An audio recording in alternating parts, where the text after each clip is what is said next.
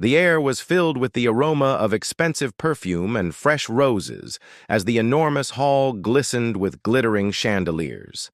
As guests sat down in their best attire, laughter and excited whispers reverberated off the marble walls.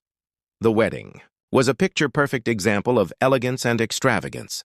Cameras flashed, capturing every moment as the crème de la crème of society recorded every second. I stood at the altar, my suit immaculate, my tie flawlessly knotted. Every aspect of this day had been carefully planned, right down to the color of the napkins on the reception tables. It was meant to be perfect, our day. Yet despite the flawless execution, an uneasiness stirred inside me. My hands were steady, my expression composed, but something felt off. Then, Sophia appeared. Stunning. The lace of her dress clung to her form, her veil dancing like a silky waterfall. Her eyes met mine, and for a moment, I was mesmerized. Whatever uncertainties I had vanished, she was my wife, the woman I had chosen. Margaret, her mother, stepped forward. A force of nature, always. From the moment I proposed, Sophia had made it clear. Her mother would always be involved, always. Have a voice. I had convinced myself that once we were married, we would live our own lives, free from her influence. But that delusion shattered in an instant. Margaret's sharp eyes scanned the room before settling on me. "You're in my seat," she said softly. But in the silence, her words might as well have been shouted through a megaphone. I scowled, confused. That seat, next to Sophia, was reserved for me. "Excuse me?" I asked. Sophia smiled, but it didn't reach her eyes. A whisper rippled through the room, causing heads to turn. "This isn't happening. I'm not here right now." Sophia's expression twisted in fear as I turned to her. Before I could speak, Margaret leaned in and muttered under her breath, "Just do it, please." I stared at her, that unease now morphing into something darker. Margaret's polished facade cracked as I replied, "No." Before she could react, Sophia snapped. A sharp, echoing slap landed across my face. Gasps filled the room. Some guests sat in stunned silence. Others muttered, shifting uncomfortably. The cameras caught everything. I didn't move. Sophia's hands trembled at her sides, her eyes wild, a mix of desperation and rage. She opened her mouth, maybe to apologize, but my cheek burned, and not just from the slap. The real pain came from something deeper: humiliation, betrayal. I looked past Sophia to Margaret. She stood tall, unbothered. And then she smiled. It was in that moment I realized. Sophia had never truly been on my side. She had always been under her mother's thumb. I had never been a priority. I was just another piece in their perfect little puzzle. I adjusted my suit, inhaled a deep, measured breath, and with a composure that silenced the entire hall, I turned and walked away. Sophia's voice rang out behind me, drowning beneath the sound of my footsteps on the marble floor. Margaret's sobs, the whispers of stunned guests, the frantic murmurs, it all blurred together. The ceremony had ended before it even began. As I stepped outside, the cool evening air hit me. I yanked my tie loose, exhaling. A valet approached, but I waved him away. I needed a moment. Then, my phone rang. "Kevin, my best friend. Are you crazy?" His voice was a mix of shock and concern. "She slapped me, Kev," I said evenly, gripping the steering wheel. Silence. Then, "Man, this is everywhere. Social media is blowing up. I didn't need to check my phone to know what was supposed to be a perfect wedding had become a public disaster." Kevin sighed. "Margaret is having a complete meltdown. Some guests think you should have just apologized and gone through with it, but most people say she crossed the line." I closed my eyes. Of course, there would be those who thought I should have. Swallowed my pride, taken the insult, and sat beside my bride. But what kind of man would that make me? A man who would spend the rest of his life bending to Margaret's will. I wasn't that man. I never would be. Kevin hesitated. Margaret tried to grab the microphone, but security had to intervene. That almost made me laugh. I don't care what, she says, I muttered. Are you sure? A long pause. Then, I'll handle things here, but you should probably lay low. I ended the call. A notification flashed on my screen. Trending now. The slap. Heard around the world, runaway groom or rightful. Escape. Mother-in-law from hell? I turned off my phone, tossed it onto the passenger seat, and leaned my head against the steering wheel. Then, without looking back, I drove off. Somewhere, anywhere, far from the chaos. Inside, Sophia collapsed to the floor, white dress pooling around her like a fallen angel. Tears streamed down her face. I didn't mean to, she whispered, over and over. Margaret loomed over her, fists clenched. Get up, Sophia. Stop embarrassing yourself, she hissed. But Sophia barely heard her. Father James, silent until now, stepped forward. His voice was heavy with disappointment. Sophia, he said, what did you expect? Margaret turned on him. He should have listened. He should have... James cut her off. No, enough. His eyes were cold. This is on you, Margaret.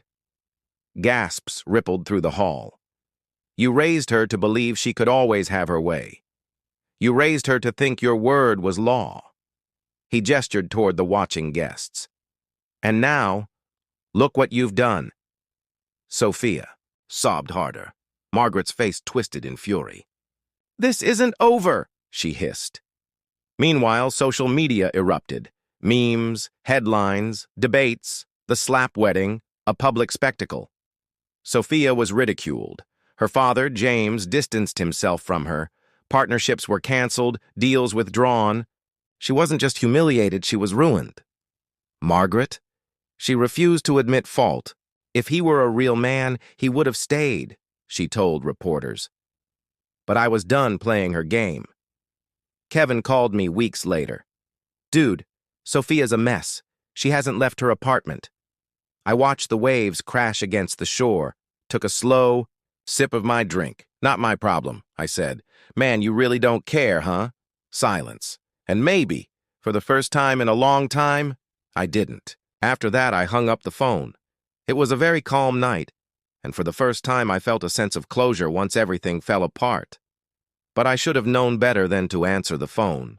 Sophia. I paused as soon as I saw the number flashing on my computer.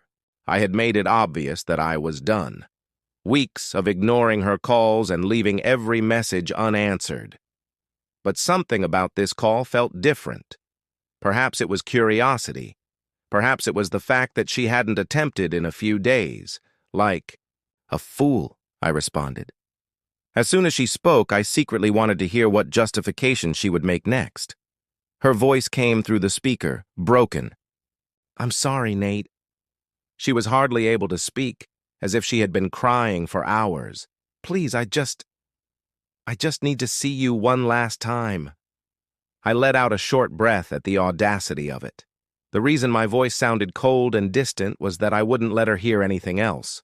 She sniffed. I know I messed up and I know I hurt you, but I need to fix this. She added swiftly, just let me see you. You don't even have to talk. I don't want this to be how we end. I knew it was a mistake, yet I went against my better judgment. When I arrived, I realized she had made a big mistake with the setup. She chose a high-end restaurant in the heart of the city, the kind frequented by the elite. The kind where the servers wore nicer clothes than most people, and every table had a white tablecloth. I should have realized something was off. The mood wasn't normal from the moment I walked in. There was a buzz, something planned, rehearsed. Then I noticed them, reporters scattered throughout the restaurant pretending to be regular customers, clutching cameras while feigning enjoyment of their overpriced cocktails. stealing glances at me. Before I could turn around and leave, I heard her voice. Nate.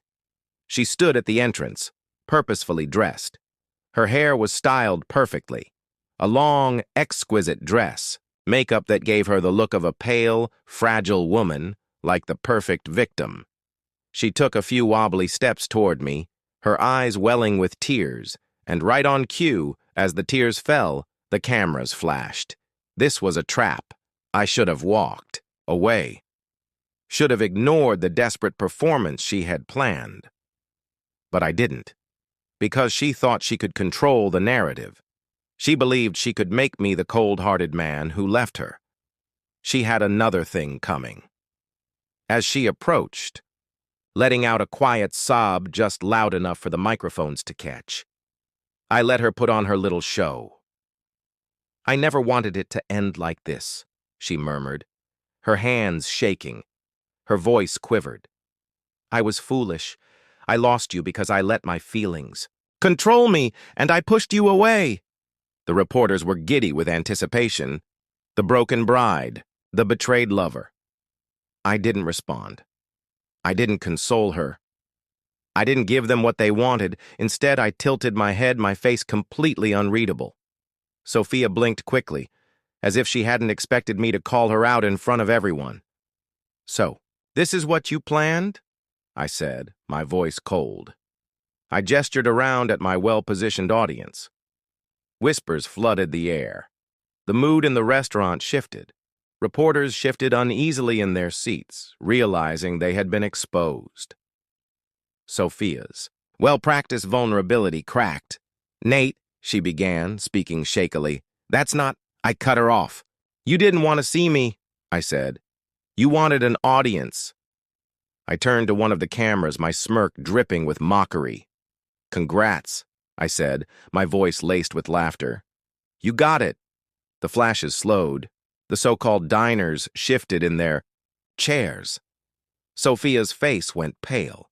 She pleaded. "Please, Nate." I stepped back. "You want a story?" I took the microphone from a nearby musician who stared at me in confusion. The restaurant fell silent. I looked out at the sea of expectant faces. "Let's tell the truth." Sophia's breath caught. "This woman didn't come here to apologize," I said. "She doesn't miss me." Gasps rippled through the room. "She came here to save face. She misses the safety I provided, the protection, the money, the power. And now that it's gone, she's lost." Sophia clenched her fists. "Nate, stop it," she muttered, but I wasn't stopping. I stared her down. "You love control," I told her. "Not me." She flinched. The restaurant was silent. She had tried to set me up for public humiliation. And now her plan was crumbling. I stepped closer, lowering my voice just enough for her to hear. "You lost me." Her mouth quivered. I took a step back. "You lost me forever, Sophia." Then I dropped the mic, and I walked out. The night air felt freeing as I strode toward my car, my head held high. I had expected Sophia to try something, but I hadn't expected her to be this desperate. It was pathetic. Inside my car, I could still hear the chaos behind me. Reporters swarming her, Sophia sobbing, muttering in disbelief. The entire restaurant was shaking like an earthquake. And online, the internet was on fire.